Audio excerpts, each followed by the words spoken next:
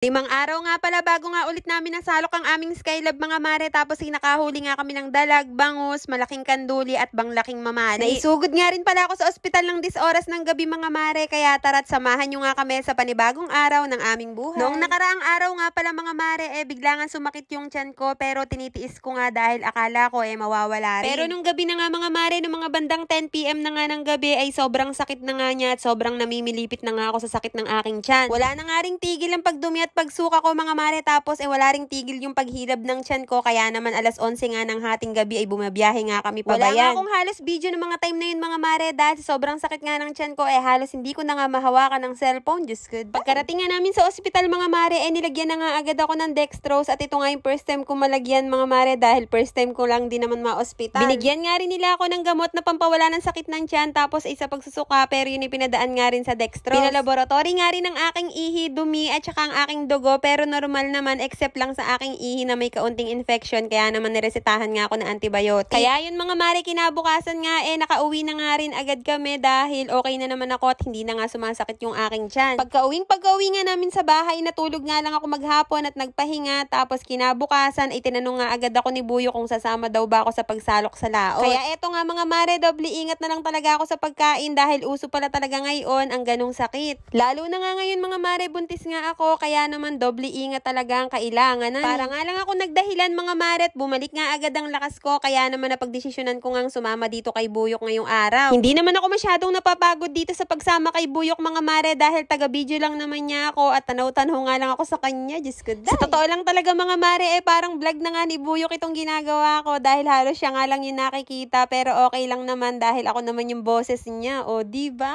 Masayang-masaya nga ako sa ginagawa ko mga mare, dahil nabibidyohan ko nga yung pang-araw-araw niyang ginagawa. Normal lang kasi kay Buyok yung mga ganitong gawain araw-araw mga mare, at minsan nga hindi ko pa nga siya nabibidyohan dahil pumapalaot nga siya mag-isa. Nakalimutan nga namin yung salok sa lunday kanina mga mare, kaya eto't kakamayin na nga lang niya yung mga isda at ilalagay na nga lang niya sa timba. Mabuti na lang talaga mga mare, may dala nga kaming timba. Bandaming ang huli ngayon ng Skylab namin dito sa laot mga mare, pero sabi ko nga kay Buyok ay ulam na nga lang ang kuhain dahil nakalimutan nga namin yung aming salo. Mabuti na lang talaga mga mare, may huli nga kaming bangus, tapos banlaking kanduli, tapos meron pa yatang 3 dalag. May huli nga rin kaming banlaking mamali mga mare, pero nag-iisa nga lang yon at walang kasama, at sabi ko nga dito kay Buyok mga mare, kunin nga namin at parang bansarap nga yung ihawin. Hindi na nga rin kami kumuha ng tilapia mga mare, dahil medyo nananawa pa nga kami sa tilapia ngayon. Nahihirapan nga siyang kunin yung banlaking mamali mga mare, kaya naman nilagay niya doon sa kabilang part nitong lambat. Guys, oh, laki! Kunin mo muna ang mali. guys, may bangus po. Guys, dalag. Oh. Dalag guys. Dalag guys. Oh. Ayun. Salok, dapat lang unos. Abot pa kami ng unos. Bigyan. Kalambigyan, guys! Ang laki na isda! Napakalaki. Guys. Kasya ba yan? Oh. Ah! Guys. Guys, oh. Ah! Guys. Ang laki! Okay guys. Isalin mo muna dito saan. Wait lang, bababa ako.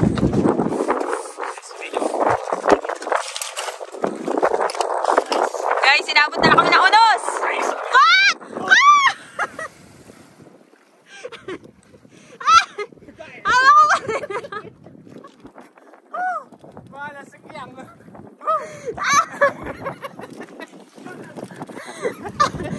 Hawak pa rin! Guys, matindi ang pangangailangan guys. So, hawak pa rin yung isda. Buti na tayo suot ko. Guys.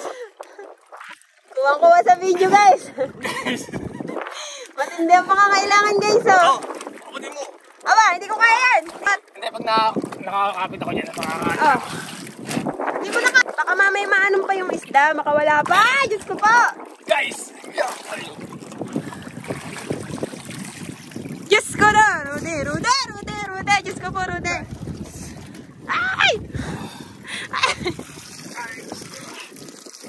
Matindi ang pangangailangan guys. Matindi ang pangangailangan guys. Matindi ang pangangailangan guys. Wala. Ayun. Ayun.